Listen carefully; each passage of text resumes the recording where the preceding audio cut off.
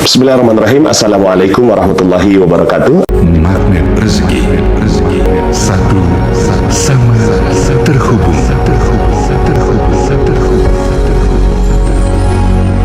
Bapak Ibu, pada kesempatan kali ini saya ingin menyampaikan materi tentang cermin ajaib, ya. Nah, cermin ajaib ini luar biasa Bapak Ibu. Kalau Anda dan kita semua, ya, termasuk saya, mampu menjalankan materi cermin ajaib ini, maka niscaya rezeki akan datang dengan sangat-sangat berlimpah ruah. Gimana caranya? Yuk kita bahas. Bapak Ibu, begini. Beberapa materi saya itu menyampaikan tentang sifat rezeki, ya, yang banyak sekali orang tidak paham rezeki itu seperti apa, polanya, bentuknya, jenisnya, bagaimana datangnya, kapan datangnya, ketika datang bentuknya seperti apa, begitu ya. Nah, itu yang saya bahas dalam beberapa audio-audio yang sebelumnya. Contohnya misalnya ketika saya bahas tentang paradox of candy, bahwa ternyata rezeki itu dia datangnya dengan bungkusnya terlebih dahulu. Ketika bungkusnya ada, maka di dalamnya ada isinya. Nah, dengan penerapan ilmu seperti ini, akhirnya Anda memiliki cara pandang baru terhadap masalah yang ada di depan Anda, bahwa ternyata masalah itu adalah pendahuluan dari rezeki yang akan datang. Maka dengan melihat cara pandang seperti ini, dan cara pandangnya pasti benar ya, karena dalilnya betul sekali ya, disebutkan dalam sebuah hadis, man yuridillahu bihi khairan yusib minhu, barang siapa yang mau dikasih rezeki, dikasih kebaikan, maka Allah akan berikan musibah terlebih dahulu. Artinya sudah menjadi hukum ya, paradox of candy, bahwa kita memang betul-betul mau menerima isi kalau mau menerima bungkusnya. Nah, sekarang Bapak Ibu, saya ingin lebih dalam kepada sifat rezeki, yang mudah-mudahan dengan cara pandang seperti ini Anda akan jauh lebih mudah melihat rezeki, ya. Judul materi ini sekali lagi saya sebutkan adalah cermin ajaib Bapak Ibu ya. Tentunya Anda semua tahu cermin ya, tahu cermin, dan pastinya Anda senang sekali bercermin ya, termasuk saya ya. Pagi-pagi pasti saya ketemu cermin terlebih dahulu gitu ya. Kemudian di rumah saya juga banyak sekali cermin. Alangkah anehnya kalau seandainya kita hidup tanpa cermin. Bagaimana bentuk tubuh kita, bentuk wajah kita kalau kita nggak pakai cermin Bapak Ibu ya. Yang terjadi adalah kita pastinya nggak bagus lah bentuk wajah kita. Waktu itu ada seorang pembicara dalam sebuah seminar yang saya ikuti. Dia datang ke Malawi, kemudian bertemu dengan masyarakat yang nggak pernah bercermin Bapak Ibu ya.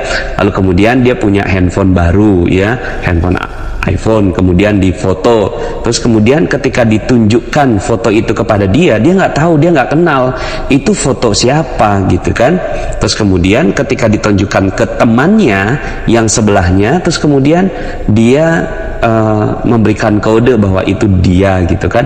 Kemudian minta difotoin yang sebelahnya, akhirnya saling tertawa ya, dan saling merasa lucu dengan kehidupan mereka, karena selama ini mereka nggak pernah bercermin Bapak Ibu. Mereka nggak pernah bercermin, maka wajahnya juga berantakan gitu ya. Dan akhirnya ya handphone itu akhirnya dibawa main oleh anak-anak itu dan hilang gitu ya. Tapi ya nggak apa-apa, sang pembicara ini mendapatkan hikmah bahwa ternyata mereka nggak pernah bercermin. Nah Bapak Ibu, saya ingin menyebutkan tentang sifatnya rezeki ya. Sifatnya rezeki itu seperti jodoh Bapak Ibu ya, seperti jodoh, atau seperti orang lain melihat kita. Jadi kalau rezeki itu adalah orang lain, kalau kita penampilannya bagus, maka orang lain akan tertarik dengan kita gitu.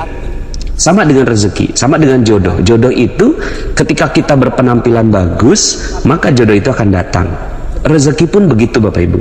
Ketika penampilan kita bagus, ya, maka rezeki akan datang. Ibaratnya begini, Coba bayangkan rezeki itu adalah orang-orang di sekitar Anda. Rezeki itu adalah orang-orang di sekitar Anda. Lalu kemudian Andanya tidak pernah bercermin. Giginya, mohon maaf ya, kuning gitu ya. Kemudian matanya belekan gitu ya. Terus kemudian rambut acak-acakan gitu ya. Terus kemudian apa yang terjadi pada orang yang melihat Anda? Mereka pastinya kabur dan pergi meninggalkan Anda. Begitu juga dengan rezeki, Bapak Ibu. Rezeki itu hanya akan mendekat dengan orang yang penampilannya bagus, gitu ya. Rezeki akan datang dan menghampiri dengan orang yang penampilannya bagus. Ini udah hukum umum terhadap diri kita, makanya kita selalu perhatian betul dengan diri kita. Ya, kadang-kadang kalau ada mobil lewat gitu ya, itu spionnya Anda jadikan ya sebagai alat bercermin. Saking kita pengen betul bahwa kita menarik perhatian orang lain. Nah, sama dengan rezeki, Bapak Ibu. Rezeki, kalau penampilan kita bagus, maka rezeki akan datang dan tertarik pada kita. Ya, kalau penampilan kita bagus, rapi, enak dipandang oleh rezeki, ya, enak dipandang oleh rezeki, maka rezeki itu akan datang pada kita, akan bilang, kok saya enak yang lihat muka kamu, kok saya enak yang lihat dirimu, ya, tolong dong aku diambil olehmu, kira-kira begitu, ya. Tapi kalau seandainya penampilan kita nggak bagus, maka rezeki akan hilang dari sisi kita, Bapak Ibu, ya. Rezeki akan hilang dari sisi kita, ya. Maka gimana caranya agar kita bagus, Bapak Ibu, ya, agar penampilan kita bagus? Sama dengan kehidupan, kita butuh cermin. Di dalam rezeki kita juga butuh cermin, Bapak Ibu, ya. Kalau seandainya kita nggak bercermin, maka rezeki itu akan hilang. Rezeki itu akan kita nggak pernah tahu kenapa kok gitu ya. Coba Anda bayangkan kalau seandainya Anda nih nggak pernah bercermin selama 2 tahun gitu ya. Terus kemudian Anda ngelihat, kok orang-orang pada nggak mau mendekati saya ya. Kok orang-orang kok nggak ada yang tertarik sama saya ya? Ya iyalah, coba ngaca dulu gitu ya. Coba ngaca, pas ngaca, oh iya pantesan aja orang nggak suka sama kita. Begitu juga dengan rezeki. Rezeki itu mungkin ada sebagian di antara kita yang berpikir gini, kok rezeki nggak datang ya, gitu. Kok rezeki seret ya? Kok utang nggak lunas-lunas ya? Kok piutang nggak kebayar ya, gitu kan, dari orang lain. Kok piutang-piutang tuh nggak datang pada kita ya. Kok peluang-peluang bisnis nggak datang pada kita ya, gitu ya. Nah, pertanyaannya Bapak Ibu, ya, udah berapa lama Anda tidak bercermin? Sudah berapa lama nggak bercermin sehingga akhirnya rezeki nggak mau datang dan tertarik pada kita, ya. Maka kita butuh cermin, Bapak Ibu, ya. Kita butuh cermin, sangat-sangat butuh cermin, ya. Jadi kita sangat butuh cermin untuk membuat rezeki tertarik sama kita, ya. Nah, cuma sebelum bercermin harus mental siap bercermin, ya kan? Mental siap gitu loh dalam bercermin. Mental siap bercermin itu apa? Mental siap kalau bercermin yang kelihatan adalah cemang-cemong muka kita. Giginya ada jigongnya gitu misalnya gitu ya. Kemudian matanya belekan, rambut aut-autan, kemudian ada noda di pipi gitu ya. Ada jerawat muncul dan seterusnya gitu ya. Jadi mentalnya dulu yang dipersiapkan untuk bercermin, ya. Jadi kalau seandainya ada, kalau misalnya yang pakai jilbab miring gitu kan, nah, maka setelah itu dia siap gitu ya. Bukan yang sering terjadi ya, karena kita nggak pernah paham bahwa ini ada cermin dalam kehidupan kita. Maka yang terjadi seperti dalam sebuah pepatah mengatakan ya, buruk muka cermin dibelah, ya. Buruk muka cermin dibelah. Jadi ketika bercermin terus kemudian cerminnya bilang kamu matanya belekan, oh langsung dihancurinnya si cerminnya.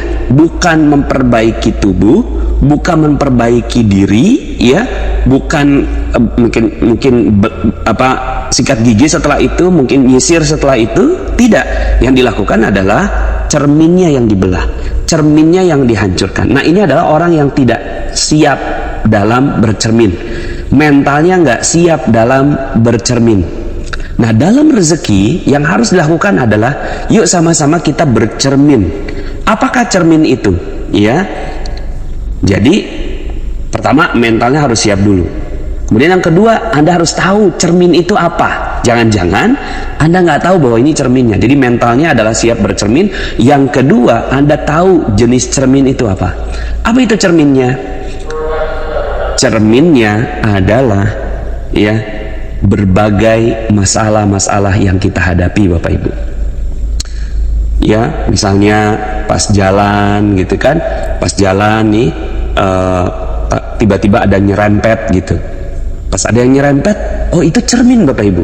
Itu adalah cermin kehidupan kita. Oh, gitu ya. Kenapa ya saya diserempet orang? Maka pasti ada yang tidak baik dalam kehidupan kita, sehingga akhirnya ada orang yang nyerempet kita.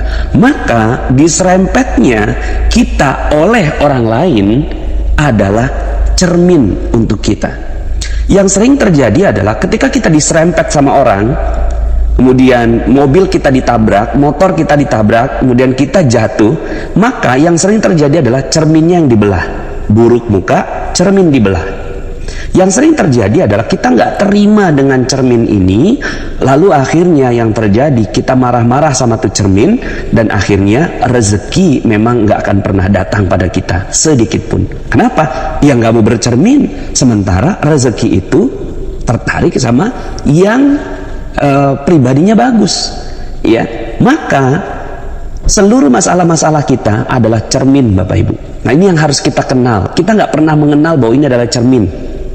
Ya, dihina orang, ya, dikata-katai orang, digosipin orang, digibahin orang, ya, kemudian bisnis merugi, ditipu orang, ya, dikhianati teman. Ini Bapak Ibu adalah cermin. Cuma selama ini kita nggak pernah menganggap bahwa itu cermin. Kita menganggapnya bahwa kenapa kok hidup saya susah, kenapa kok seperti ini, kenapa kok bertubi-tubi gitu. Bukan. Kehidupan ingin menunjukkan kepada kita bahwa ada yang tidak tepat di dalam kehidupan kita. Ya. Jadi pertama, mentalnya harus siap dulu, ya kan? Mentalnya harus siap dulu. Kalau seandainya kita mau bercermin, ini cerminnya cermin ajaib Bapak Ibu ya. Dia selalu memberikan respon terhadap segala kehidupan kita. Makanya Anda harus betul-betul setelah materi ini, Anda jadinya sangat sensitif terhadap kehidupan Anda. Sangat-sangat sensi. Karena cermin itu sesuatu yang kita nggak suka. Ya, kalau kita suka itu bukan cermin namanya. Makanya ketika Anda bercermin dengan fisik Anda gitu ya, maka yang Anda harapkan bukan ketika bercermin, wah udah bagus gitu kan, sehingga Anda nggak butuh cermin. Tidak. Tapi ketika bercermin, Anda melihat cemang-cemong gitu kan, Anda melihat rambut Anda yang berantakan, jilbab Anda yang berantakan, dan yang lain-lain gitu ya. Akhirnya Anda katakan bahwa oke, saya sangat-sangat berbahagia karena cermin menunjukkan kepada saya tentang apa yang harus saya perbaiki. Oke? Jadi Bapak Ibu, cermin dalam kehidupan kita adalah hal-hal yang kita nggak suka, hal-hal yang kita sebenarnya tidak inginkan. Itu adalah cermin, seluruhnya cermin Bapak Ibu. Ya, jatuh dari tangga gitu ya, yang sering kita katakan apanya, tangganya ini nakal ya. Bahkan dari kecil kita mendidik anak-anak kita, bahkan kita dididik oleh orang tua kita. Ketika kita jatuh gitu ya, terus kemudian ya, ketika kita jatuh, terus apa yang terjadi Bapak Ibu ya, karena kita waktu itu masih kecil, masih anak-anak gitu ya, kemudian dibilangin ini nih tangganya nakal begitu ya. Jadi yang disalahkan tuh tangganya. Dari kecil kita dididik seperti itu. Yang kita lakukan adalah buruk muka, cermin dibelah. Jadi semuanya kita salahkan. Akhirnya yang terjadi adalah ketika kita mengalami hal yang tidak enak, musibah, cobaan, ujian, hinaan, direndahkan orang gitu ya, kemudian masalah-masalah nggak selesai, utang nggak lunas-lunas, piutang nggak terbayar-bayar gitu ya, kita diusir dari rumah kontrakan kita, mau masuk penjara, dipanggil polisi gitu ya, kemudian kok nggak harmonis sama istri, nggak harmonis sama suami, orang tua kok marah terus sama kita, lalu kemudian selama ini kita buruk muka, cermin dibelah, kita salahkan semua yang ada di luar kehidupan kita dan mengatakan bahwa ini nih semua yang nggak benar. Akhirnya terkenallah yang disebut sebagai kambing hitam, Bapak Ibu. Ya, kambing hitam itu keluar dari apa? Keluar dari mental kita yang tidak siap bercermin. Maka ketika ada masalah, apa yang harus kita lakukan? Yang harus kita lakukan adalah kita siap dan mengatakan bahwa terima kasih kehidupan, kau telah berikan cermin untuk saya. Begitu Bapak Ibu. Nah, jadi pertama, siap mentalnya untuk bercermin. Yang kedua, tahu bahwa seluruh hal-hal yang tidak kita suka dalam kehidupan kita adalah cermin yang berguna dan bermanfaat. Yang ketiga, bersyukurlah ketika cermin itu terjadi. Bersyukurlah ketika cermin itu terjadi, ya. Dan yang keempat, Bapak Ibu, langkahnya adalah memperbaiki diri setelah cermin menunjukkan sesuatu. Gitu Bapak Ibu, ya. Nah, akhirnya pola hidup seperti ini akan membuat kita jadi berhati-hati.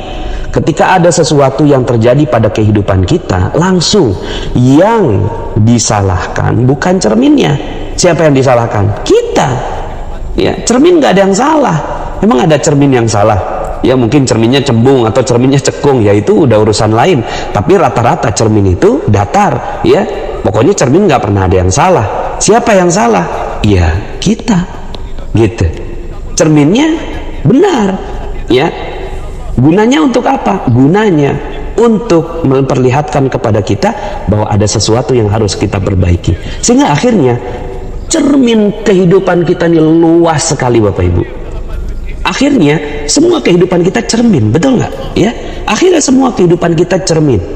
Ya, kalau seandainya ada yang punya masalah dalam kehidupannya, coba ya lakukan 4 tahap ini. Mentalnya siap bercermin, tahu bahwa itu adalah cermin, ya, bersyukur karena cermin itu sudah ditujukan kepada Anda, ya, dan yang keempat adalah memperbaiki diri. Saya mau kasih beberapa ilustrasi Bapak Ibu, contoh-contoh ya, yang saya alami lah begitu ya, karena saya juga belajar betul tentang ilmu ini gitu ya. Berkali-kali saya coba, Masya Allah, iya juga ya gitu ya. Kenapa kok rezeki saya ini nggak datang pada saya? Karena sayanya yang nggak mau bercermin. Tapi ketika saya bercermin Bapak Ibu dan mencoba untuk mensyukuri cermin saya, subhanallah, ternyata rezeki itu berlimpah ruah datangnya. Contoh Bapak Ibu, waktu itu ada ya ini juga saya doakan ya, yang ada dalam kisah ini. Waktu itu ada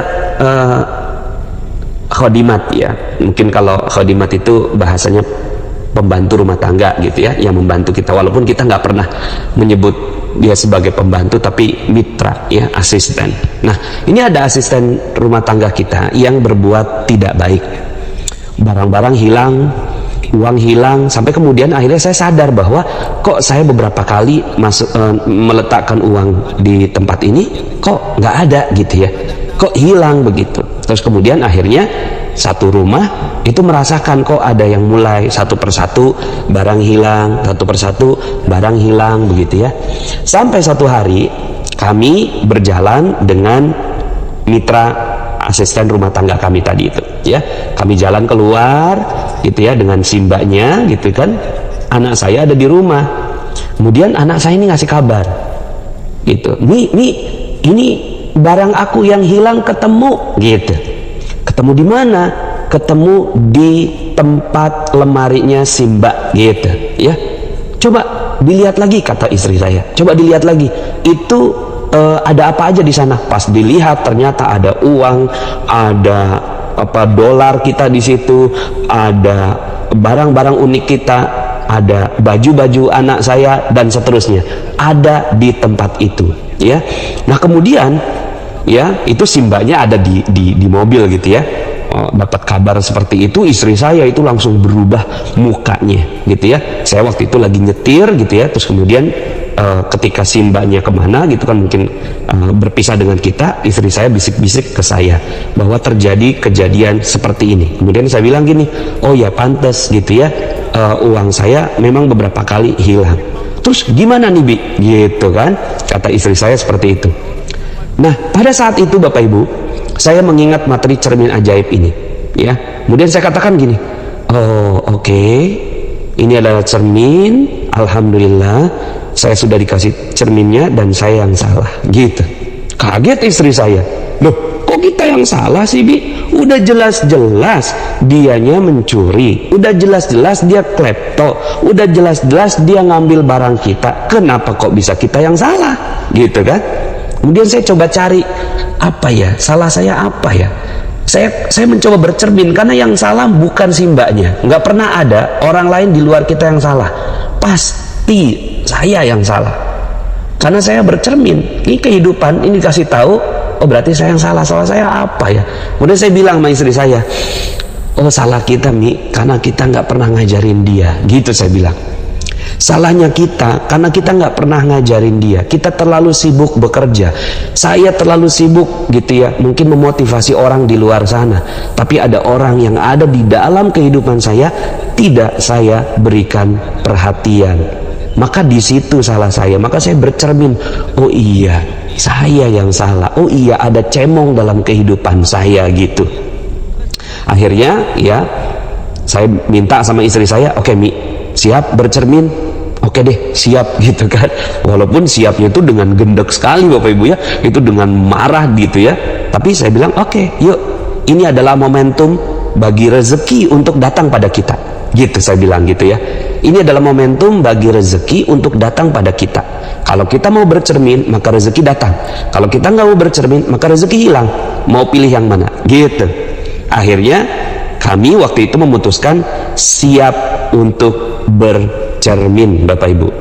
Akhirnya yang kami lakukan bercermin, kita panggil si mbaknya, kita kasih tahu, awalnya dia menolak pastinya, tapi kemudian kita kasih bukti-buktinya seperti ini. Akhirnya dia ngaku, terus kemudian kita bilang bahwa saya yang bilang, iya mbak, maafin saya ya gitu. Maafin saya ini kelupaan, saya ini terlewat ngajarin si mbaknya. Kita kan pengen ke surga sama-sama ya, tapi saya ngajarin orang lain rezeki, ngajarin orang lain baik, tapi saya lupa ngajarin si mbak ini gitu kan. Ya udah deh, saya minta maaf ya mbak. Jadi yang minta maaf saya, karena saya yang mau bercermin. Apa yang terjadi Bapak Ibu? Yang terjadi adalah si mbaknya akhirnya minta maaf dan merasa bahwa kami menyelesaikan masalahnya dengan adil dan bijaksana. Coba seandainya saya nggak mau bercermin, istri saya nggak mau bercermin, apa yang terjadi? Yang terjadi akhirnya kita semua rugi Bapak Ibu. Ruginya apa? Ruginya saya merusak terumbu karang saya. Ya, masih ingat materi terumbu karang bahwa rezeki ada di orang lain. Nah ini ternyata rezeki saya ada di si mbaknya itu gitu ya. Maka saya menjaga betul agar terumbu karang saya dengan si mbak ini bisa terus terjaga. Ya sampai sekarang alhamdulillah, walaupun dia akhirnya sekarang ini kerjanya di tempat yang lain, tapi ketika bertemu dengan kami terus bisa bersilaturahim. Ya, jadi Bapak Ibu ini adalah cermin, karena sebenarnya kita udah nggak mementingkan si mbaknya itu, tapi yang kita pentingkan siapa? Saya kan, saya pribadi, istri saya, anak-anak saya, bagaimana caranya mereka bisa mendapatkan ilmu terbaik dari cermin yang ditunjukkan oleh Allah Subhanahu wa taala. Ya. Ada banyak sekali kisah-kisah yang saya alami, seperti misalnya ketika saya buat buku ini, kemudian anak saya bilang, Bi, itu kok alay banget sih gitu ya, itu kan bahasanya kok bahasa seperti di seminar, kalau buku itu ya buku, ya tulisan buku gitu loh, datar gitu kan. Loh ini anak saya kan ngasih cermin ke saya, tapi saya sempet nggak siap bercermin Bapak Ibu. Saya bilang gini, kakak nggak ngerti apa-apa, saya bilang gitu ya, kakak nggak ngerti apa-apa, ini gitu kan, Abi nulis dengan gaya bahasa tulisan. Ternyata penelitian membuktikan bahwa orang kalau nulisnya dengan gaya bahasa formal itu nggak dibaca sama orang, tapi kalau nulisnya dengan gaya bahasa berbicara itu banyak orang yang mau baca. Kakak nggak ngerti nih, iya tapi alay banget gitu, terus kemudian parah lagi alaynya. Aduh, sempet Bapak Ibu saya tersinggung, sempet gitu ya, saya tersinggung dengan ini pun. Saya udah berkali-kali menjalankan ilmu cermin ajaib ini, saya pun kena juga. Ini kan baru aja buku saya kan baru terbit, anak saya minta baca, kemudian dia kasih feedback, tapi feedbacknya feedback anak-anak gitu kan. Terus kemudian akhirnya saya nggak siap bercermin dan saya katakan kepada dia, kakak nggak ngerti apa-apa gitu kan. Abi tersinggung kalau dibilangin ini alaynya parah gitu kan, padahal orang lain aja suka. Tapi Bapak Ibu, setelah itu saya sadar, astagfirullahalazim, itu cermin. Anak saya melakukan cermin pada saya. Akhirnya saya mencoba merapihkan dalam cetakan berikutnya, gitu ya. Nah, banyak sekali Bapak Ibu. Ada kakak saya waktu itu, bapak mertuanya sekarang sudah almarhum, namanya Abah Hasan, hilang Bapak Ibu. Ya, karena udah pikun gitu ya, ingatannya singkat, kemudian dia keluar, tapi dia nggak datang balik ke rumah. Akhirnya hari pertama, hari kedua, hari ketiga, hari keempat seluruhnya sibuk Bapak Ibu untuk mencari sang ayah. Tapi kemudian di hari kelima mereka sadar bahwa ini adalah cermin dari Allah gitu. Kok kita kehilangan orang tua? Iya sih, kehilangan orang tua kita cari, tapi ini Ramadan kita akhirnya jadi berantakan. Yuk sama-sama kita niat memperbaiki Ramadan kita. Setelah itu Bapak Ibu, ayahnya diantarkan oleh seorang tetangganya dan ketemu di bawah tangga sebuah pasar gitu ya. Hari pertama, kedua, ketiga, keempat keluarganya tidak siap menerima cerminnya. Jadi masalah itu cermin Bapak Ibu, nggak siap gitu ya. Yang disalahkan apanya? Yang disalahkan adalah ya masalah gitu, cerminnya masalah. Tapi kemudian akhirnya di hari kelima mereka siap bercermin. Oke, kita ada yang salah, yuk kita sama-sama perbaiki. Dan ketika mereka siap memperbaiki diri, lalu kemudian rezekinya datang, sang ayah datang kembali dengan baik. Nah Bapak Ibu, inilah cermin-cermin dalam kehidupan kita. Dan saya yakin ya, ketika Bapak Ibu mengalami masalah-masalah ya dalam kehidupan, itu bukan masalah kok. Itu tuh waduh, anugerah yang luar biasa. Allah ingin agar kita bercermin gitu. Kita bercermin. Ketika kita bercermin dan siap ya, pertama mentalnya siap bercermin, kedua tahu bahwa itu adalah cermin, yang ketiga ya bersyukur cermin itu ditunjukkan oleh Allah Subhanahu wa taala, dan yang keempat adalah memperbaiki diri gitu ya, merapihkan diri. Ketika itu, maka yang kelima Bapak Ibu, yang kelima terjadi keajaiban rezeki. Karena Anda sudah siap menerima cermin, Anda sudah siap menerima bahwa oke, saya yang salah gitu ya. Terima kasih atas cermin ini, maka rezeki akan datang. Karena rezeki ini menunggu kita kok. Rezeki itu menunggu kita ya. Ketika kitanya udah rapi, bagus ya, maka itu rezeki akan datang pada kita ya. Sebentar lagi keajaiban akan datang pada Anda. Terakhir Bapak Ibu, ada satu cermin yang sangat-sangat objektif dan indah luar biasa, dan cermin ini betul-betul harus kita syukuri bersama. Cermin ini sudah saya sampaikan dalam sebuah audio, dan ya audio ini banyak sekali orang yang mendapatkannya. Makanya testimoni paling banyak adalah, salah satunya testimoni terbanyak adalah bercermin. Loh, kan belum saya kasih materinya. Iya, namanya ilmu garpu tala Bapak Ibu. Nah, ilmu garpu tala itu menunjukkan bahwa ketika kita punya masalah, maka kita butuh cermin. Oke, sudah siap. Terus kemudian apa dong? Maksudnya apa Allah nih kasih kita masalah ini gitu ya? Maka saat itu, saat yang terbaik adalah langsung aja lihat cermin. Dan cermin paling objektif dan ajaib di muka bumi ini adalah Al-Quran. Al-Quran, ilmu garpu tala. Nih saya tambah dosis ilmu garpu tala. Jadi ilmu garpu tala plus ilmu cermin ajaib Bapak Ibu. Maka yang harus dilakukan adalah, banyak orang, beberapa juga itu tidak bisa melihat panas, kok nggak ada hubungannya sih ketika saya buka Al-Quran, kok nggak ada hubungannya ya, kok saya dibilangin di situ disebutin bahwa ada orang kafir, ada orang zolim, saya kan nggak kafir Pak Nas gitu kan, saya kan nggak zolim Pak Nas. Garpu Tala nggak mungkin salah, nggak mungkin keliru.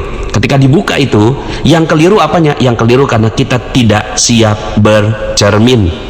Maka ketika disebutkan misalnya orang kafir di Al-Quran, orang zalim ya masuk neraka gitu ya, itu bukan siapa-siapa Bapak Ibu. Lihatlah Al-Quran sebagai cermin. Pas Anda lihat, Masya Allah gitu ya, ternyata gitu, saya lalai terhadap perintah Allah. Ya Allah, ternyata saya yang kafir. Kafir ini kan nggak mesti murtad Bapak Ibu ya, nggak mesti keluar dari agama gitu ya, tapi juga hal-hal yang tidak sesuai dengan perintah-perintah Allah itu juga bagian dari kekafiran, bagian ya, bukan kekafiran secara keseluruhan, tapi bagian dari kekafiran. Maka ketika melihat Al-Quran, maka Allah akan buka Bapak Ibu, Allah akan buka ya. Apa yang dibuka? Yang dibuka adalah apa rahasianya gitu. Jadi cermin paling objektif. Kadang-kadang kan kita ketika ada masalah diserempet orang, maksudnya apa? Oh iya, saya yang salah. Salahnya apa ya? Nggak ngerti saya gitu ya, salahnya apa? Tapi ketika Anda buka Quran, ya Allah, saya kok diserempet orang, maksudnya apa ya? Pas dibuka, ternyata Allah ya menunjukkan misalnya gitu ya, apa gitu ya, ternyata di situ sholat, oh ternyata sholat kita telat, akhirnya dijadikan mobil kita diserempet orang begitu ya. Nah maka kalau sebagian diantara Anda, kan ada beberapa yang japri ke saya, Pak Nas kok saya nggak ada hubungannya nih, saya nggak ngerti apa Garpu Tala gitu ya. Ya saya nggak mungkin jawabin satu persatu, dan saya juga nggak mungkin tahu masalah-masalah Anda Bapak Ibu, tapi coba deh gitu ya, tanya kepada hati yang paling dalam, pernah berbuat salah apa? Karena Al-Quran adalah cermin ajaib buat kita semua. Masalah adalah cermin ajaib. Hinaan orang, cermin. Gosipan orang, cermin. Hal-hal yang gak kita suka, cermin. Apa yang salah? Maka yang paling bagus dalam kehidupan kita, langsung mengatakan apa yang harus saya perbaiki dalam kehidupan saya. Al-Quran insya Allah dengan ilmu Garpu Tala yang sudah pernah saya sampaikan, maka dia jawabannya sangat-sangat akurat.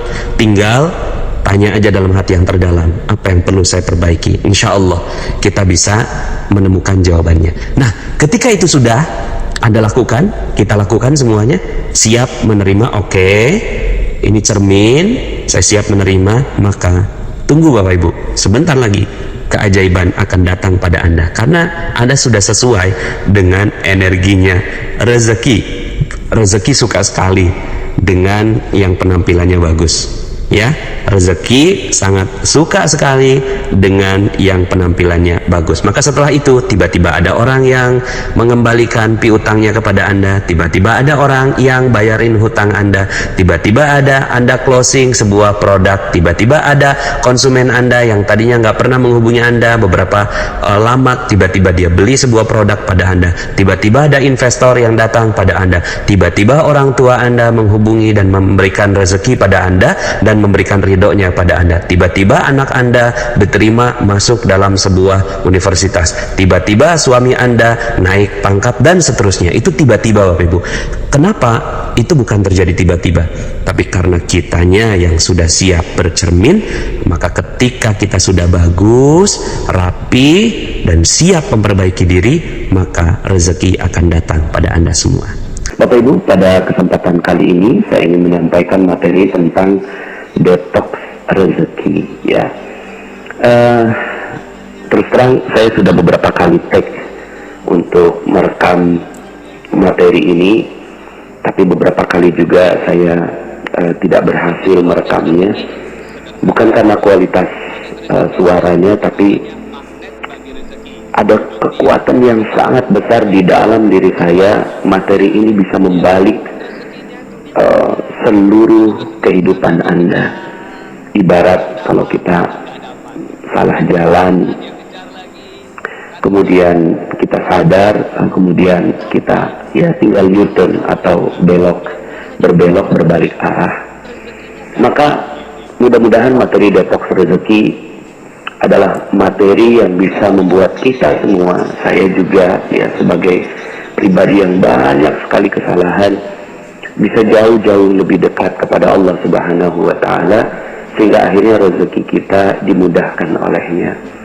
Bapak Ibu, ada banyak sekali yang merasa menyesal tentang dosa-dosa yang pernah dilakukan, tapi lebih banyak lagi yang tidak menyesal, Bapak Ibu. Lebih banyak lagi yang tidak mengetahui tentang dosa-dosa yang dilakukan. Lebih banyak lagi yang tidak mengerti tentang perisai rezeki. Dia hanya mengerti tentang kenapa hidup susah, kenapa hidup kok jadi ribet, kenapa kok rezeki jadi seret, ya. Kenapa kok hidup tidak mudah dijalani, kenapa tampaknya Allah tidak adil, begitu.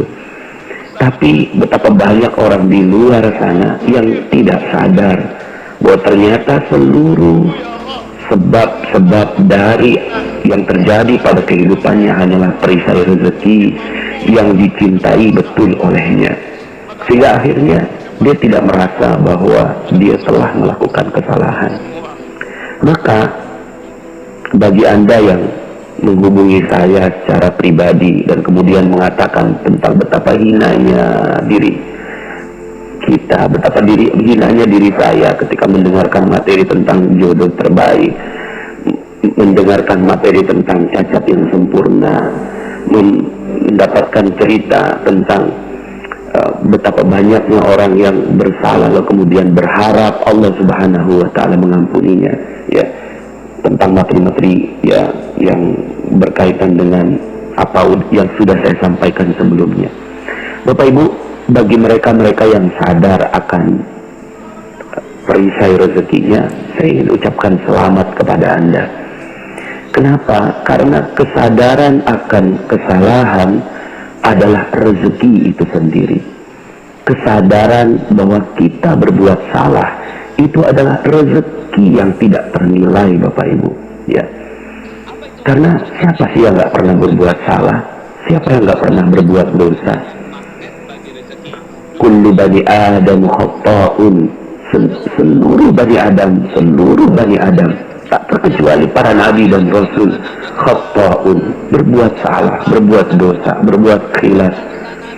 Wa khairul khata' at-tawwabun, dan sebaik-baik orang-orang yang berdosa adalah mereka yang bertaubat kepada Allah Subhanahu wa Ta'ala. Di sepanjang sejarah ada banyak sekali kisah tentang orang-orang yang berdosa lalu berbalik arah. Berdosa berbalik arah lalu Allah tinggikan derajatnya. Berdosa berbalik arah, Allah tinggikan derajatnya. Nabi Musa alaihi salam, ketika beliau merasa tangannya hina betul ketika memukul ya seseorang yang dibelanya, sebenarnya ada konflik antara kaumnya Bani Israel dengan pengawalnya ya, pengawalnya Fir'aun ya, lalu kemudian dipukul dan kemudian terbunuh, dan kemudian Nabi Musa merasa hina sekali. Nabi Musa merasa dirinya bersalah sekali karena telah membunuh, karena dalam sebuah ayat Allah Subhanahu wa Ta'ala berfirman, barang siapa yang membunuh satu manusia itu sama dengan membunuh seluruh manusia. Wa man ahyaha faka'annama ahyan nasa jami'a. Tapi sebaliknya, jika seseorang itu telah menghidupkan jiwa seseorang, maka dia sama dengan seperti menghidupkan seluruh jiwa manusia. Tapi subhanallah Bapak Ibu, kehinaan yang dianggap oleh Nabi Musa berbalik arah menjadi kemuliaan yang Allah Subhanahu wa Ta'ala pilihkan untuk beliau, yang akhirnya diangkat menjadi nabi ya. Jadi nabi juga berbuat salah, tapi kemudian ketika sadar akan kesalahannya, lalu kemudian Allah angkat derajatnya menjadi nabi. Bahkan Nabi Yunus alaihi salam, ketika beliau sudah tidak sanggup menghadapi kaumnya ya, yang akhirnya dia melarikan diri dari kaumnya yang Allah Subhanahu wa Ta'ala utus untuk berdakwah, tapi kemudian akhirnya di dalam perut ikan paus yang besar. Nabi Yunus menyadari kesalahannya, lalu kemudian gema dari doanya terdengar sampai kita saat ini. La ilaha illa anta subhanaka inni kuntu minaz zalimin. Tidak ada ilah selain Engkau ya Allah. Maha suci Engkau, inni kuntu minaz zalimin. Ya Allah, saya termasuk orang-orang yang zalim. Ini adalah kesadaran Nabi Yunus akan dosa-dosa yang dilakukannya. Nabi Adam alaihissalam juga kisah tentang berdosa. Ketika takdirnya masuk dalam surga Allah subhanahu wa ta'ala, dan kemudian tergoda ya, dan kemudian akhirnya diturunkan ke muka bumi, maka sepanjang kehidupannya Nabi Adam alaihissalam berdoa, Rabbana zalamna anfusana wa illam taghfir lana wa tarhamna lanakunanna minal khasirin. Ya Allah, aku telah menzalimi diriku sendiri. Allahumma rabbana zalamna anfusana wa illam taghfir lana, jika Engkau tidak mengampuni kami, lanakunanna minal khasirin, sungguh terjadilah kami menjadi orang yang merugi. Kisah Nabi Adam adalah kisah pengampunan, kisah pertaubatan. Sepanjang kehidupan Nabi Adam adalah meminta ampun kepada Allah subhanahu wa ta'ala. Maka kita melihat, jika Anda sekarang yang mendengarkan audio ini pernah berbuat salah, pernah berbuat dosa, pernah durhaka kepada kedua orang tuanya, menghancurkan terumbu karangnya, akan ada terumbu karang yang baru insya Allah buat Anda. Bagi Anda yang mungkin mendengarkan materi jodoh terbaik lalu terpukul sekali, apa begitu Pak Nas? Apa saya begitu hina? Saya pernah berzina dalam kehidupan saya sebelumnya. Bersyukurlah, karena nyawa kita belum sampai ke kerongkongan.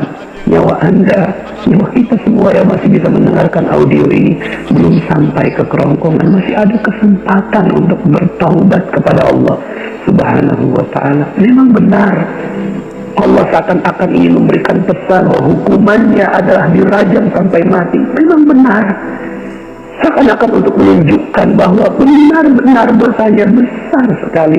Karena selama ini kita tidak pernah menganggap bahwa itu dosa.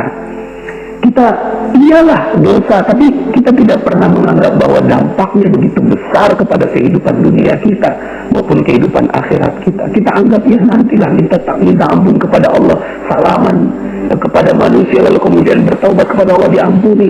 Enggak sesederhana itu. Ketika kita sadar bahwa ini adalah dosa yang sangat besar, maka itu adalah rezeki yang luar biasa buat kita. Mungkin selama ini Anda menganggap bahwa, waduh Pak Nas, kalau saya sudah pernah berzina, pantas saja rezeki saya hancur seperti ini. Karena sepertinya saya sudah tidak pantas untuk mendapatkan rezeki dari Allah. Tapi yuk sama-sama kita bergabung dengan kafilah pertaubatan, dengan kafilah orang-orang yang sadar akan dosanya, kafilah para nabi yang mengakui dosa, kafilah orang-orang yang dimuliakan oleh Allah subhanahu wa ta'ala. Bahkan ada banyak sekali kisah tentang mereka-mereka yang sadar akan dosanya. Tapi kekuatan kesadaran akan dosa, kesadaran akan dosa ini yang membuat akhirnya Umar bin Khattab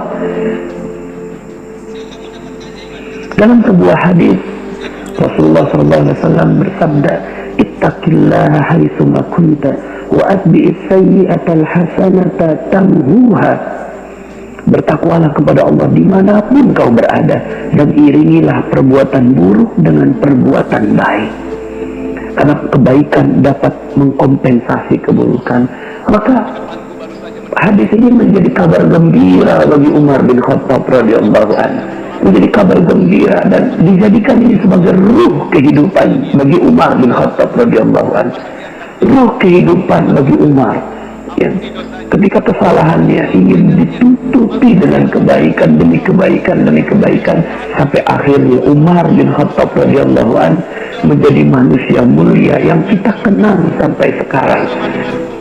Karya dari Umar bin Khattab radhiyallahu anhu, masya Allah, begitu besar, dan ternyata itu berangkat dari sebuah kesadaran akan kesalahan. Dan ini adalah rezeki yang mulia, rezeki yang besar. Umar bin Khattab mungkin ada perasaan khauf, ada perasaan takut. Ya Allah, apakah benar aku bisa diampuni oleh Engkau? Sementara dosaku begitu banyak ya Allah. Tapi kemudian akhirnya Umar bin Khattab tidak larut dengan kesalahannya, tidak larut dengan dosanya. Umar bin Khattab menutupinya dengan beramal lagi. Amal apa lagi?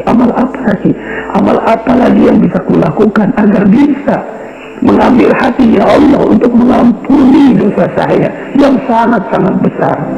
Maka Bapak Ibu yang dirahmati Allah Subhanahu wa Ta'ala, mungkin sebagian di antara Anda ketika mendengarkan materi tentang perisai rezeki, lalu kemudian saya mulai bongkar sedikit demi sedikit dosa-dosa yang kita lakukan.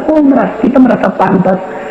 Ya pantas aja rezeki kita nggak datang loh Ibu, karena perisai kita begitu besar. Tapi kita punya Allah yang maha mengampuni, yang maha sayang akan hambanya, Maka mari kita juga renungkan tentang sebuah hadis, kisah tentang seorang yang telah membunuh 99 orang.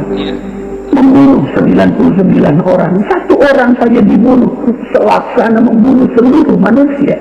Lalu kemudian ini membunuh 99 orang. Tapi kemudian dia sadar, hati nuraninya keluar, bekerja, sensornya bekerja. Lalu kemudian ada hidayah yang merasuk di dalam hatinya.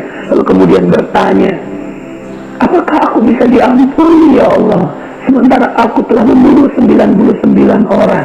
Lalu kemudian dia bertemu dengan seorang ulama pada saat itu. Ya, ini cerita di zaman Bani Israel, dikisahkan oleh Rasulullah SAW. Pada saat itu bertemu ulama, wahai syekh, wahai ulama, saya ini telah berdosa, 99 orang telah saya bunuh. Apakah saya bisa diampuni oleh Allah? Tapi kemudian ulama ini mengatakan, tidak mungkin kau bisa diampuni. Satu orang saja sudah selaksana membunuh seluruh manusia. Kamu telah membunuh 99 orang. Karena perasaan begitu putus asa akan rahmat dari Allah Subhanahu wa Ta'ala, akhirnya ulama ini dibunuh dan genaslah 100. Tapi kemudian manusia yang ingin bertaubat ini datang kepada ulama kedua yang kemudian mengatakan Allah maha mengampuni, sampai akhirnya batas ketenggorokan, sepanjang nyawa masih ada, maka masih bisa diampuni oleh Allah dengan syarat engkau meninggalkan seluruhnya dan pindah ke satu tempat yang lebih baik. Kemudian akhirnya dia lakukan itu, dan singkat cerita, akhirnya seorang pembunuh yang telah membunuh 100 orang ini akhirnya meninggal dunia di tengah perjalanan. Dan ketika malaikat maut, malaikat berselisih tentang hal ini, apakah dia masuk surga atau masuk neraka. Lalu kemudian diukur, ternyata beliau lebih dekat ke tempat desa yang dia tuju, ke tempat dia untuk bertaubat. Maka Bapak Ibu yang dirahmati Allah Subhanahu wa Ta'ala, mungkin sebagian di antara Anda seakan-akan sepertinya sudah tidak lagi punya harapan kepada Allah. Tapi yuk sama-sama kita renungkan tentang ayat-ayat Allah Subhanahu wa Ta'ala dan hadis-hadis Nabi yang bercerita tentang hal ini. Dalam Al-Quran disebutkan dalam surat Az-Zumar ayat 53 sampai 54. Qul ya ibadiyalladzina asrafu ala anfusihim la taqnatu min rahmatillah innallaha yaghfiru dzunuba jami'a innahu huwal ghafurur rahim. Katakanlah, hai hamba-hambaku yang melampaui batas terhadap diri mereka sendiri, janganlah kamu berputus asa dari rahmat Allah. Sesungguhnya Allah mengampuni dosa-dosa seluruhnya.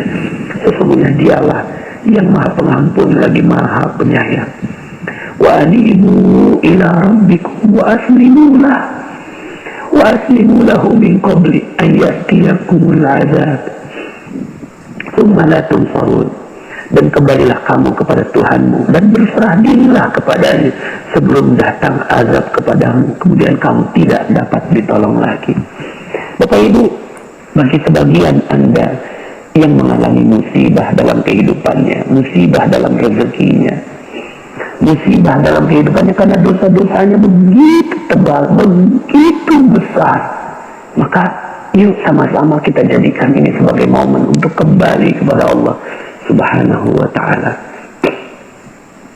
bahwa insya Allah sepanjang nyawa kita masih ada dan belum sampai ke tenggorokan, kita masih memiliki kesempatan untuk bertaubat kepada Allah.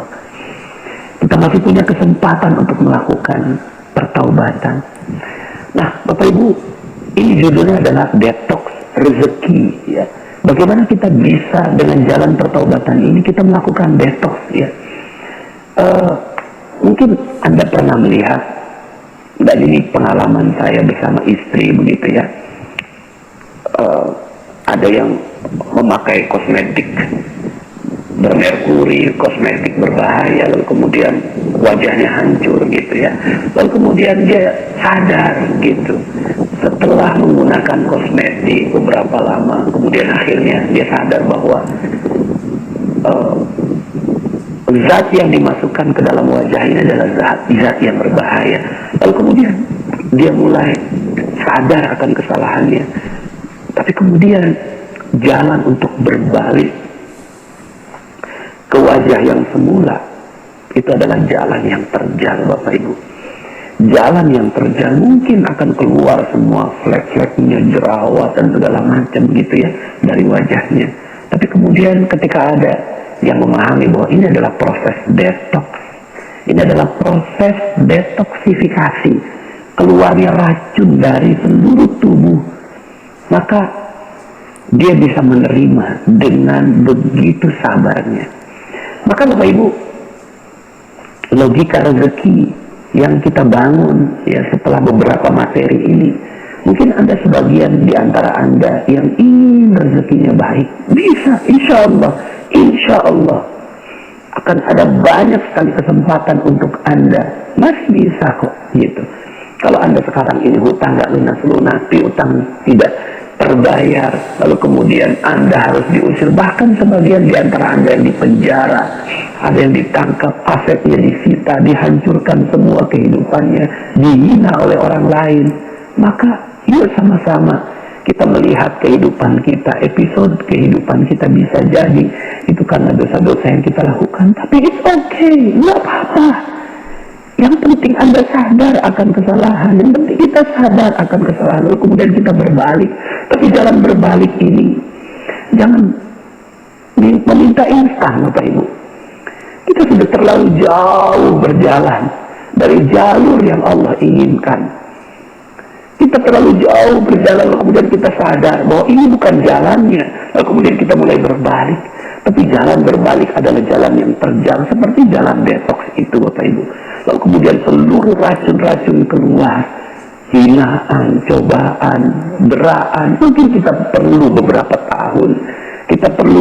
tahun, sampai kemudian akhirnya Allah Subhanahu wa ta'ala berikan rezeki yang baik untuk kita. Yang perlu kita sadari adalah bahwa sudah, kita minta ampun kepada Allah atas seluruh kesalahan-kesalahan yang telah lalu. Kemudian kita sadar bahwa kita berbuat salah. Yang repotnya ini ada banyak orang yang ingin rezekinya berlimpah, tapi dia nggak sadar bahwa dia pernah berbuat salah. Merasanya bahwa hidup saya baik-baik saja, saya nggak pernah berbuat salah, ya. Lalu kemudian, tapi ternyata hidupnya nggak harmonis, masalah di mana-mana, ya. Kemudian kehidupan yang nggak nyaman, itu juga bagian dari kesalahan. Kalau seandainya hidup kita udah benar, ya, hidup kita udah bagus, hidup kita udah rapi, maka pasti rezeki datang dan bagai air bah. Kita harmonis dengan keluarga, hidup kita nyaman. Kalau belum terjadi seperti itu, mungkin kita perlu berbalik. Dan saat berbalik itu kita perlu mengalami yang namanya detoksifikasi, keluarnya racun-racun. Maka jangan heran, mohon maaf, mohon izin bagi mereka yang ingin menekuni jalan ini. Bagi mereka-mereka yang ingin mengetahui tentang jalan ini, maka jalan ini akan dipenuhi dengan keluarnya racun-racun yang ada dalam tubuh kita. Kalau keluar itu, maka berbahagialah. Makanya Dalam materi sebelumnya saya sampaikan tentang yang namanya paradox of candy. Akan ada bungkus-bungkus yang banyak yang dikeluarkan. Mungkin barang Anda hilang, mungkin Anda akan dihina orang, mungkin ya akan ada banyak sekali pengorbanan yang keluar dari diri Anda. Tapi itulah prosesnya, itulah detoxnya, itulah bungkus-bungkus yang keluar. Sabar saja, sebentar lagi isinya akan datang. Sebentar lagi isinya akan datang. Mungkin saya ingin sedikit cerita tentang ada satu kisah yang saya lihat betapa dahsyat buat saya, dan detoxnya cepat begitu ya. Ya mungkin bukannya cepat ya, tapi di antara jalan yang Allah pilihkan untuk detoksifikasinya, Allah kasih hadiah gitu. Allah kasih hadiah. Ini kisah tentang seorang nenek. Nenek ini hobinya minta-minta, Bapak Ibu. Setiap hari minta-minta. Dia nggak sadar bahwa minta-minta adalah dosa. Berharap kepada manusia, meminta-minta, ini adalah dosa. Dia nggak sadar ini. Dan dia merasa, oke, yang lain dia berada di dalam komunitas peminta-minta. Ini adalah sesuatu yang wajar, ini adalah mencari nafkah. Tapi dia nggak sadar bahwa ternyata Allah nggak suka dengan perbuatan ini. Maka kemudian akhirnya dia tahu bahwa dia dapatkan kisah tentang Ustadz Yusuf Mansur. Dia datanglah ke pengajiannya Ustadz Yusuf Mansur ya. Akhirnya dia datang bukan buat ngaji, tapi buat minta-minta ya. Sampai akhirnya ya panenlah Bapak Ibu ya, karena Ustadz Yusuf Mansur ini mendoktrin jamaahnya untuk sedekah ya, sementara si nenek ini ada di luar ya, tinggal menengadahkan tangan. Sampai kemudian akhirnya seluruh jamaahnya menjadikan sang nenek ini sebagai alat praktikum Bapak Ibu ya. Lalu kemudian dia lakukan itu terus sampai kemudian akhirnya ketahuan sama jamaah Bapak Ibu. Dilaporkan sama Ustadz Yusuf Mansur ya, kemudian ketemu, nenek datang pengen minta-minta. Enggak Ustadz, saya nggak pengen minta-minta, saya pengen ngaji Ustadz. Wah, ini banyak orang yang laporan nenek seperti ini. Enggak Ustadz, gini aja deh, kalau besok datang pengen ngaji silakan dah, tapi kalau datang pengen minta-minta lebih baik jangan gitu. Kurang lebih seperti itu isinya nasihat Ustadz Yusuf Mansur kepada sang nenek. Akhirnya itu si nenek datang lagi besoknya, tapi berubah niat Bapak Ibu, berubah niatnya. Yang tadinya pengen minta-minta sekarang ngaji. Kenapa? Karena udah ketahuan sama Ustadz Yusuf Mansur. Sampai kemudian akhirnya ini nenek ngaji, sampai kemudian akhirnya ada tuh si nenek, ada Ustadz Yusuf Mansur, ada saya. Ini nenek ini ngoceh aja depan Ustadz Yusuf Mansur gitu ya, nggak tahu orang yang diocehin orang yang sibuk. Sampai kemudian Ustadz Yusuf Mansur bilang gini, udah nek, gak usah banyak ngomong, nih gue mau kasih duit ya. Yang tadinya dia ngoceh langsung diem gitu ya, gue mau kasih duit 250.000, tapi bukan buat nenek semua ya, 190.000 bagiin ke orang lain sebagai sedekah, 60.000 buat nenek sebagai ongkos bagiin sedekah. Paham? Nggak paham Ustadz, kata tuh si nenek ya. Akhirnya Ustadz Yusuf Mansur melihat saya, nah terusin mas, gue banyak urusan. Akhirnya pergilah Ustadz Yusuf Mansur, saya berhadapan sama si nenek. Oh mungkin tadi Ustadz Yusuf Mansur ngejelasinnya kecepatan, saya akhirnya jelasin pelan-pelan. Nek, Ustadz Yusuf Mansur mau ngasih duit gitu, cuma ya bukan buat nenek semua. Ustadz Yusuf Mansur mau ngasih 250.000. Betul kan Ustadz ya? Saya cari Ustadz Yusuf Mansur, nggak ada Ustadznya. Oh ternyata nerusinnya bukan cuma nerusin jelasin, nerusin ngasihin duit gitu kan. Akhirnya aduh, saya dijebak sama Ustadz Yusuf Mansur, tapi dijebak yang baik begitu. Akhirnya keluarlah dompet saya, ada duit 300.000.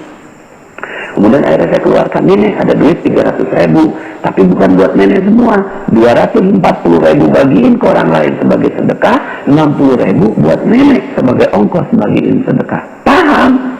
Paham Ustaz, cepet banget pahamnya. Kenapa? Karena yang sebelumnya nggak ada duitnya, sekarang ada duitnya. Jadi orang kalau dijelasin ada duit, cepet paham gitu. 2 minggu kemudian saya ketemu masih si nenek lagi, nangis si nenek. Subhanallah Ustaz, alhamdulillah. Ada apa nih? Ada apa? Iya tuh Ustaz, duit itu udah saya tukerin duit-duit kecil ya, duit 2.000, 5.000, 10.000 gitu. Cuma karena komunitasnya peminta-minta yang datang banyak, sampai duit 240.000 udah habis, masih ada 3 orang yang datang. Nih bagi sedekah kok saya nggak dapet gitu, kata 3 orang ini. Udah habis, udah ketinggalan loh gitu. Jangan bohong dong deh, jangan bohong. Akhirnya karena didesak, keluarlah bagian dia. Bagian dia berapa tadi? 60.000. Dikeluarkan 10.000. Nih, bagi 3 ya, udah habis. Pagi harinya, beliau melakukan hal seperti itu. Malam harinya lewat depan sebuah rumah. Kalau nggak salah namanya Ibu Hajah Maryam. Nek, sini Nek, ada apa Bu Haji? Nggak tahu nih, beberapa bulan ini saya terus keingetan nenek. Alhamdulillah, tadi pagi saya udah daftarin nenek pergi umroh. Subhanallah, 10.000 pergi umroh. 10.000 pergi umroh. Masya Allah, ini yang namanya detox rezeki Bapak Ibu. Kita lihat prosesnya. Pertama, sang nenek melakukan dosa. Apa dosanya? Dosanya meminta-minta dan memanfaatkan masjid sebagai ladang untuk meminta-minta. Ini dosa. Ya. Ini dosa yang dia lakukan, tapi dia nggak sadar. Dia merasa bahwa it's okay, semua juga melakukan itu, gitu ya. Tapi ternyata dia telah menggantikan manusia, telah menggantikan masjid, telah menggantikan pengharapan ke orang lain dibandingkan dengan pengharapan kepada Allah. Dan ini adalah salah satu bentuk dari dosa. Ya, ini satu. Tahap yang pertama adalah melakukan dosa. Yuk kita berkaca. Mungkin sebagian di antara kita, saya juga termasuk, pernah melakukan dosa, gitu ya. Lalu kemudian kita coba teliti, apa ya salahnya, gitu ya. Apa ya salahnya? Terus kemudian kita coba meminta, bertanya kepada Allah, ya Allah saya salah di mana, gitu ya. Lalu kemudian yang kedua, sadar akan kesalahan. Nah, di sini Allah menjadikan kesadaran akan kesalahan itu dengan bantuan orang lain, yaitu bantuan jamaah yang melaporkan ke Ustadz Yusuf Mansur, dan Ustadz Yusuf Mansur juga menegur kepada sang nenek. Ini adalah proses kedua terhadap sang nenek, yaitu memberitahu tentang kesalahan. Nah, sampai di sini ada orang yang mau nerima, ada orang yang tidak mau terima, ya. Sampai di sini ada orang yang mau terima, ada orang yang nggak mau terima. Kebetulan, alhamdulillah, sang nenek ini mau terima. Akhirnya beliau ya merendahkan dirinya. Ini tahap ketiga. Pertama, terjadi dosa. Kedua, disadarkan akan dosanya. Yang ketiga, merendahkan hatinya kepada Allah Subhanahu wa Ta'ala dan merasa bahwa dirinya pernah melakukan salah dan meminta ampun kepada Allah Subhanahu wa Ta'ala.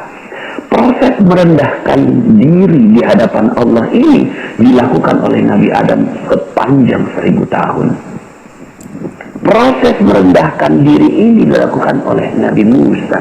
Proses merendahkan diri ini dilakukan oleh Nabi Yunus. Proses merendahkan diri ini dilakukan oleh Umar bin Khattab radhiyallahu anhu. Sehingga ketika setiap beliau ingat akan wajah anaknya, beliau selalu menangis. Ini adalah proses merendahkan diri di hadapan Allah. Ya.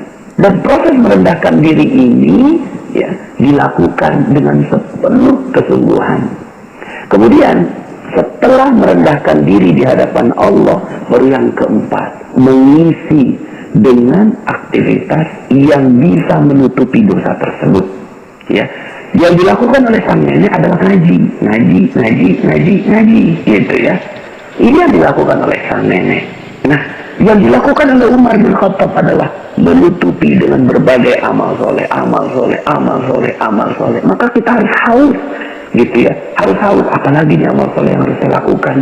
Makanya janji Allah terhadap berbagai amalan itu adalah diampunkan seluruh dosa. Ini ada proses detox, gitu ya. Ini ada proses detox. Sehingga akhirnya ya, yang dilakukan oleh seorang mukmin adalah mencari detoxnya. Apa nih yang harus saya lakukan agar bisa mendetox dosa-dosa saya, agar bisa menghancurkan seluruh dosa-dosa saya. Begitu, ya.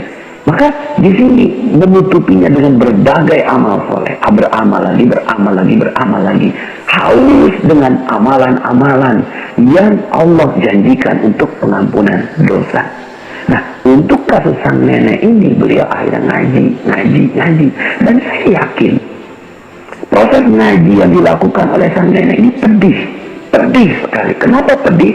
Karena dia biasa mendapatkan uang dari pengajian, tapi sekarang ini tidak mendapatkan, maka bisa jadi kehidupannya berat, bisa jadi kehidupannya sulit, bisa jadi kehidupannya tidak mudah Bapak Ibu.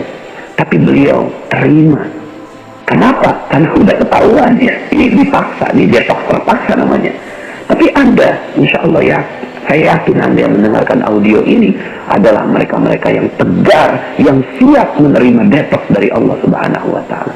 Maka ada yang mengalami detoxnya selama 7 tahun, ada yang detoxnya selama 2 tahun, 3 tahun, 5 tahun, dan seterusnya. Nah, ini Bapak Ibu, ya, mengalami beratnya ujian ketika kembali. Jadi yang pertama, dosa, melakukan dosa, ini tahap pertama. 2, sadar akan kesalahannya. 3, merendahkan diri di hadapan Allah Subhanahu wa Ta'ala. Yang keempat, diisi dengan berbagai amalan-amalan untuk mempercepat ditimbunnya dosa-dosa itu. Dan yang kelima adalah bersabar dengan prosesnya, bersabar dengan proses detoxnya, ya. Bersabar dengan prosesnya. Yang keenam, bersabar ketika muncul berbagai kesulitan-kesulitan dalam proses detox ini, ya. Kalau ini yang sudah dilakukan, maka terjadi yang keenam, Bapak Ibu. Yang keenam ini adalah ujian. Ujian terhadap proses detox kita. Ujian yang terjadi pada sang nenek adalah, ya, diberikan harta. Dan harta ini amanah. Amanah ini harus disampaikan kepada pemiliknya. Dan ternyata sang nenek melakukannya dengan berhasil. 240.000 dibagikan semuanya. Dan ternyata tidak cukup dengan itu. Yang dilakukan oleh sang nenek adalah menambah amanah itu, ya, dengan pengorbanan. Yang dilakukan mengorbankan 10.000 dari yang dimilikinya untuk, ya, memenangkan orang-orang. Dan akhirnya tahap terakhir dari proses ini, ya, tahap yang ke-9 adalah terjadinya keajaiban. Keajaiban ini terjadi, ya, keajaiban ini terjadi adalah karena hadiah Allah. Allah suka dengan orang yang kembali. Allah suka dengan orang yang melakukan proses detoksifikasi itu, ya. Allah suka dengan orang yang kembali kepada Allah Subhanahu wa Ta'ala. Maka Bapak Ibu yang dirahmati Allah Subhanahu wa Ta'ala, mudah-mudahan materi ini bisa membuat kita akhirnya mendapatkan optimisme kembali bahwa Allah Maha memberikan hadiah untuk kita.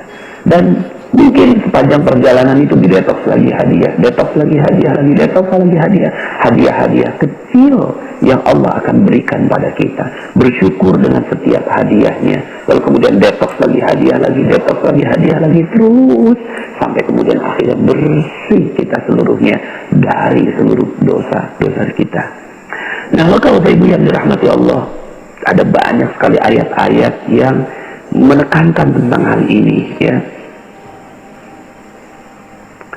Misalnya dalam surat An-Nisa, "Wa may ya'mal su'an aw yadhlim nafsahu tsumma yastaghfirillah yajidillaha ghafurar rahima." Dan barang siapa yang mengerjakan kejahatan dan menganiaya dirinya sendiri, kemudian ia mohon ampun kepada Allah, niscaya ia mendapati Allah Maha Pengampun lagi Maha Penyayang, ya. Kemudian juga dalam surat At-Taubah ayat 104, "Alam ya'lamu annallaha huwa yaqbalu taubat an ibadi." Tidaklah mereka mengetahui bahwasanya Allah menerima taubat dari hamba-hambanya. Suatu ketika Rasulullah Shallallahu Alaihi Wasallam berjalan bersama dengan para sahabat, lalu kemudian melihat ada seorang ibu yang sedang menggendong anaknya. Lalu kemudian Rasulullah bertanya pada para sahabat, "Wahai sahabatku, kira-kira ibu itu tega nggak? Ya, mau nggak melemparkan bayinya ke kobaran api?" Begitu. Para sahabat kaget mendapatkan pertanyaan seperti itu. Tidak mungkin ya Rasulullah, ya. Ibu itu begitu sayangnya kepada anaknya, nggak mungkin dilemparkan ke kobaran api. Kemudian kata Rasulullah sallallahu alaihi wasallam, sungguh Allah lebih sayang daripada seorang ibu kepada bayi. Sungguh Allah lebih sayang daripada seorang ibu yang menyayangi bayinya. Maka Allah menyayangi Anda, Bapak Ibu semua. Allah menyayangi kita. Allah gak pengen kita tergores sedikit pun dari api neraka. Allah gak pengen kita masuk di api neraka. Gak pengen Allah. Gak mau Allah kita masuk di api neraka. Gak mau Allah. Allah gak ingin sama sekali melihat kita terbakar di api neraka. Itulah Allah. Kalau ibu kita tidak mau meletakkan kita di api neraka, bagaimana Allah? Bagaimana Allah? Allah tidak mungkin. Tapi kemudian karena dosa-dosa kita, akhirnya Allah menghancurkan kita di kehidupan dunia. Supaya apa? Supaya gugur dosa-dosa kita, supaya hancur dosa-dosa kita, supaya habis dosa-dosa kita, dan kemudian kita menjadi manusia yang bersih di hadapan Allah. Dan ini adalah bentuk sayangnya Allah. Jadi kalau ditanya apakah Allah jahat pada saya? Tidak, malah sebaliknya. Allah maha sayang kepada hambanya. Allah maha sayang kepada hambanya. Lebih sayang daripada seorang ibu menyayangi bayinya. Subhanallah. Apa ini yang dirahmati Allah subhanahu wa ta'ala. Maka ini adalah kabar gembira bagi kita semua. Proses detox yang insya Allah kita semua akan mengalaminya. Jadi kalau seandainya kita mengalami kesulitan-kesulitan hidup, katakan kepada Allah. Katakan kepada Allah, seandainya kita mengalami kesulitan-kesulitan dalam hidup kita. Ya Allah, sungguh aku lebih baik menerima kesalahan ini, menerima kesulitan ini di kehidupan dunia, asalkan Engkau membayar seluruh kesulitan-kesulitan kami dalam kehidupan dunia ini berupa keselamatan nanti di yaumil akhir. Tapi percaya Bapak Ibu, percayalah bahwa Allah juga berhak untuk memberikan harta rezeki yang berlimpah pada Anda dalam kehidupan dunia, asalkan Anda sabar dalam prosesnya. Asalkan Anda sabar dalam prosesnya. Di akhir dari audio ini saya ingin membacakan sebuah hadis yang ada dalam kumpulan hadis Arba'in nomor 42. Dalam sebuah hadis qudsi, Anas radhiyallahu anhu berkata, aku mendengar Rasulullah sallallahu alaihi wasallam bersabda, Allah subhanahu wa ta'ala berfirman, wahai anak Adam, selama kalian mau berdoa dan berharap kepada aku, pasti ku ampuni dosa yang pernah kalian lakukan. Pasti ku ampuni dosa yang pernah kalian lakukan, dan aku tidak peduli. Wahai anak Adam, seandainya dosa kalian membumbung setinggi langit, lalu kalian memohon ampun kepadaku, pasti aku ampuni. Wahai anak Adam, seandainya kalian datang kepadaku dengan membawa kesalahan sepenuh bumi, asalkan tidak menyekutukan aku, pasti aku mendatangimu dengan membawa ampunan sepenuh bumi pula. Subhanallah, Masya Allah. Mudah-mudahan kita semua diampuni oleh Allah Subhanahu wa ta'ala. Mungkin yang perlu kita lakukan adalah banyak-banyak beristighfar. Banyak-banyak beristighfar kepada Allah Subhanahu wa ta'ala. Semoga dengan istighfar ini Allah Subhanahu wa ta'ala akan mengampuni seluruh dosa-dosa kita. Mudah-mudahan dengan seluruh dosa-dosa ini Allah Subhanahu wa ta'ala akan mengampuni seluruh dosa-dosa yang kita lakukan. Yang kita bisa lakukan adalah beristighfar, lalu kemudian bertaubat kepada Allah Subhanahu wa ta'ala. Kemudian kita baca doa Sayyidul Istighfar yang nantinya akan saya ajarkan dalam kesempatan berikutnya.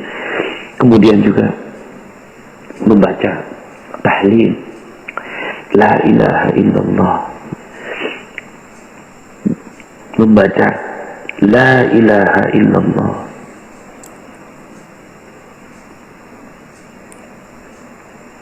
Dalam sebuah hadis Rasulullah SAW, Ummu Hani berkata, Rasulullah SAW bersabda, ucapkanlah La ilaha illallah, maka ucapan ini tidak akan menyisakan dosa dan tiada perbuatan yang melebihi keutamaannya. Hadis riwayat Ahmad. Semoga kita semua diampuni oleh Allah Subhanahu wa Ta'ala, dan akhirnya kita mendapatkan keberkahan di kehidupan dunia dan juga keberkahan di kehidupan akhirat. Bagi mereka-mereka yang telah berbuat dosa kepada Allah Subhanahu wa Ta'ala di kesempatan yang sebelumnya, berbahagialah karena Anda masih bisa mendengarkan audio ini.